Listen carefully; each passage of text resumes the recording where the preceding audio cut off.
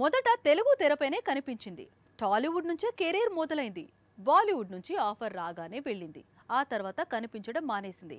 ఒక దశలో బీటౌన్ను rule చేస్తుందనుకున్న heroine ఇప్పుడు అవకాశాలు లేక బెంగగా కనిపిస్తోంది. అందుకే కెరీర్ ఎక్కడైతే బిగిన్ అయితే అక్కడి నుంచే మళ్ళీ మొదలు పెట్టాలనుకుంటోంది. మహేష్ తో వన్ నేనొక్కనే వెండితెరకు పరిచయం అయ్యి అలాగే నాగ చైతన్యతో దోచే చిత్రాలు చేసింది కృతి. రెండు కూడా టాలీవుడ్ లో తన కెరియర్ కు హెల్ప్ కాకపోవడంతో పైగా ఢిల్లీ అమ్మాయి కావడంతో హ్యాపీగా ముంబై ఫ్లైట్ ఎక్కేసింది.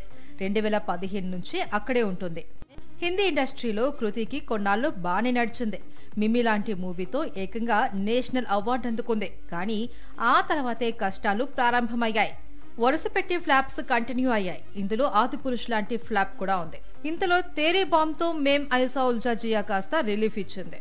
ఇక అక్కడి నుంచి కెరియర్ ను జాగ్రత్తగా ప్లాన్ చేసుకోవడం మొదలు పెట్టింది. కృతి బాలీవుడ్ కెరియర్ గురించి ఇంత అర్జెంటుగా ఎందుకు డిస్కషన్ అంటే ఆమె మళ్లీ టాలీవుడ్ కి తిరిగి రావాలి అనుకుంటుంది. సుకుమార్ దర్శకత్వంలో రామ్ చరణ్ హీరోగా నటించే చిత్రంలో కృతినే హీరోయిన్ అని కొద్ది రోజులుగా ప్రచారం సాగుతోంది.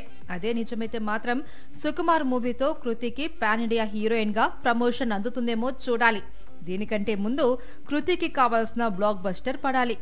పేదవాడి పక్షాన నిలబడతాం, ప్రజా గొంతుకై నినదిస్తాం. వాయిస్ ఆఫ్ వాయిస్లెస్, తెలుగువారి మనస్సాక్షి సాక్షి టీవీ. సాక్షి టీవీ ప్రసారాల కోసం మీ స్థానిక కేబుల్ ఆపరేటర్ను వెంటనే సంప్రదించండి.